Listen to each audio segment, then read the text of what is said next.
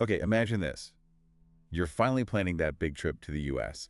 Maybe it's for business, maybe it's that family vacation you saved up for, and then bam, you discover there's this new, potentially really expensive hurdle. We're talking about a pretty major policy shift. Starting August 20th, 2025, a lot of international visitors might need to front up to $15,000 in visa bonds. 15,000. Yeah, that's a significant figure. It really is. So today, we're going to dig into this new rule. We need to unpack who it hits, why the government says they're doing it, and what it means for travel for the U.S. itself. We want to cut through the noise, get you the information you need based on, well, the official rule itself, expert takes, visa policy details. You get the picture. Right, let's get into it. So the basic idea is if you're applying for a B1, that's business, or a B2 tourism visa, you might have to post a bond. Right, might have to. It's not automatic for everyone, but it's a possibility. Exactly. And the amounts, they're talking $5,000, $10,000, or even up to $15,000. And crucially, it's not optional if they decide you need it. It's a condition. No bond, no visa. That's the point. And how it works is, well, pretty simple on the surface. You leave on time, follow the rules, you get your money back. But if you overstay or break the terms somehow, you lose the whole amount. Poof, gone. Okay, so who are they targeting with this? Who needs to worry? Well, the policy points to people from countries the State Department says have high rates of visa overstays, persistently high rates, and also places where the U.S. feels maybe the screening information, the vetting isn't quite up to scratch. And there's another group, too, which is interesting. People who got citizenship through those investment programs, sometimes called golden passports. Ah, citizenship by investment, CBI, where residency isn't always required. That's the one. If you get citizenship that way, you might also be flagged. And the documents mention that many countries, particularly in Africa and Asia, could fall under these criteria. What's fascinating, maybe not surprising, is that this isn't totally out of the blue. Yeah, the basic idea was actually floated back in 2020 by the previous administration. Right, I think I remember something about that. But it kind of fizzled out. The pandemic hit, travel went crazy, or rather it stopped. They couldn't really get the data to see if it would work. Makes sense. So now it's back, revived. And it seems like this time it's coming back with, well, let's just say it has a lot of teeth, more structure. And people are already reacting online, aren't they? I've seen things like a paywall to enter America. Yeah, or a quiet crackdown disguised as security. The language is pretty strong. It does feel like a big shift in maybe the philosophy of entry, doesn't it? Absolutely. Now, if you look at it from the administration's angle, this temporary final rule, the TFR, it has a few stated goals. Okay, like what? Well, first they say it's to test if it's even feasible to run this kind of bond system. The logistics, working with Treasury, Homeland Security, all that. The practical side. Right. But second, and this is important, they're calling it a diplomatic tool. Diplomatic. How so? The idea is to kind of nudge or maybe push foreign governments, get them to do more about their own citizens overstaying, improve their own identity checks, their screening.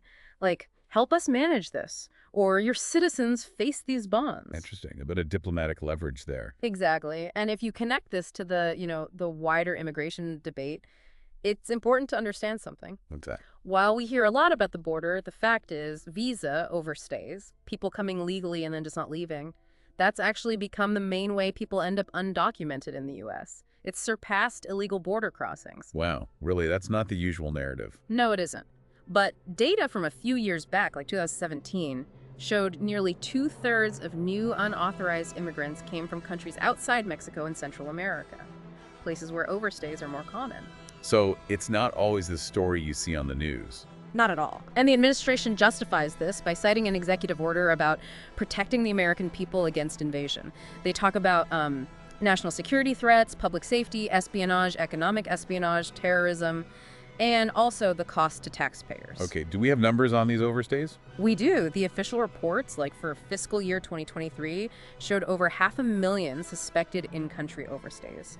People who arrived by air or sea and didn't leave when expected. 500,000. Yeah, it varies year to year, but it's usually hundreds of thousands. And specifically for the B1, B2 visa holders we're talking about, excluding Canadians, Mexicans, and visa waiver countries, it was over 314,000 in FY 2023. Okay, 314,000. Okay. So you can see why they see it as a problem they need to address. From their perspective, yes. It's a significant number. So we get the why from their side. Yeah. But how does this actually work for the poor person applying for the visa, the practical stuff? Right. It's set up as a pilot program first, just 12 months. Okay. It starts August 20th, 2025, and runs until August 5th, 2026. And the amount. Who decides if it's 5, 10, or 15,000? That's up to the consular officer. They have discretion. They'll look at things like, can the applicant realistically pay? Do they have strong ties, contacts in the U.S.? The default, though, is apparently $10,000. Okay. And the visa itself changes too, right? Drastically. If you get one under this bond program, it's only good for one single entry. Just one trip. One trip. Within 3 months of getting the visa. And then when you actually land in the U.S., the CBP officer at the airport, they'll likely limit your stay to just 30 days. 30 days. That's really short compared to a standard B1, B2, which could be 6 months sometimes. Exactly. It's a very tight leash. And there's more. Oh. You can only enter and leave through specific airports, pre-selected ones, the ones that have systems to automatically track your departure. So they're basically tagging and tracking these visa holders. That's essentially what it amounts to, yeah. A much higher level of monitoring. And paying the bond, how does that work? It's done online through the Treasury's pay.gov website. If you leave on time, you get it all back. But no interest, mind you. Right. And if you don't leave on time? Forfeited. The whole amount. And they estimate the cost to find and remove someone who's overstayed is around $17,000. So the forfeited bond helps cover that cost, in theory. Okay, that's the mechanics. But this feels like a big departure from how things used to be, doesn't it? Oh, absolutely. The State Department's own manual, the Foreign Affairs Manual, it used to tell consular officers that bonds like this should rarely be used. Really? Why? Because the process was seen as cumbersome, difficult to manage, and they worried about possible misperception by the public. Basically, bad PR and too much hassle. So this pilot is throwing that old advice out the window. Pretty much. It's a direct challenge to that historical guidance. But then you get the other side of the coin, the critics. And what are they saying? I imagine the cost is a big one? Huge. The biggest point is that $15,000. It's just impossible for so many people, especially from countries in the global south. It risks creating what they call a two-tiered system of mobility. Maybe. One system for the wealthy who can afford the bond, and another much more restrictive system for everyone else. It fundamentally changes who gets access. That raises some serious fairness questions. Definitely.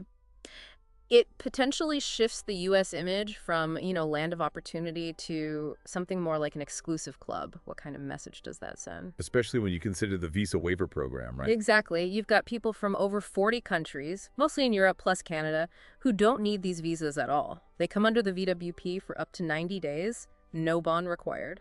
So you apply these tough rules to certain countries, often from Africa and Asia, while others travel freely. Right.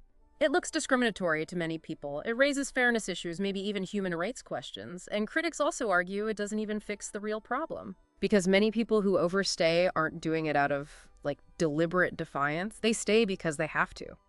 Economic collapse back home, war, family emergencies, really serious situations. Things a bond can't solve. Exactly. A $15,000 bond doesn't fix a civil war or a family medical crisis. And on top of that, ICE, the Immigration Enforcement Agency, they already have limited resources. They mainly focus on deporting criminals. Many non-criminal overstayers just aren't caught anyway. So the bond might not even be that effective at the stated goal if the underlying reasons aren't addressed and enforcement is limited anyway. That's a powerful counterargument. It is. If necessity drives the overstay, a financial penalty might not be the right tool. And it makes you think about the wider impact too, not just tourism or short business trips. What about, say, students? Is this kind of thinking bleeding over? Well, it's concerning. In the discussions around policies like this, you do hear some pretty extreme rhetoric. Figures suggesting foreign students should be kicked out, maybe staple an exit visa to their diploma, give them 30 days to leave. Wow. That sounds incredibly short-sighted, losing all that talent. And we're already seeing potential consequences. There are reports of a big drop, like 27% in student visas, especially hitting students from India. So they're going elsewhere? It seems so. Looking at places like Germany, Ireland, New Zealand, countries perceived as more welcoming, perhaps. Losing those students, those potential innovators and future leaders, that's a long-term cost. And then you contrast that with, isn't there something like a gold card visa? Ah, yes. That's the flip side again. For a massive investment, usually several $1 million, There are pathways that offer a kind of fast track to residency or even citizenship. So $5 million gets you past the bonds, the queues, the hassle. Essentially, yes, it bypasses a lot of the standard process, which, for critics, just reinforces that idea of America becoming a, quote, gated community for the elite. Okay, so stepping back, what's the big picture here? What does this all boil down to? Well, this visa bond program is clearly a major policy shift.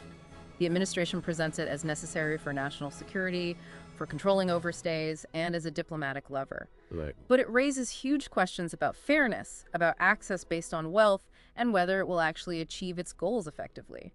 Plus, the potential unintended consequences, economically, socially, diplomatically, they could be really significant. So just to recap for everyone listening, starting August 20th, 2025, the U.S. is launching this 12-month pilot. Right. Visitors on B1 or B2 visas from certain countries might need to post a bond $5,000, $10,000, or $15,000. The goal is stated as reducing overstays and improving vetting.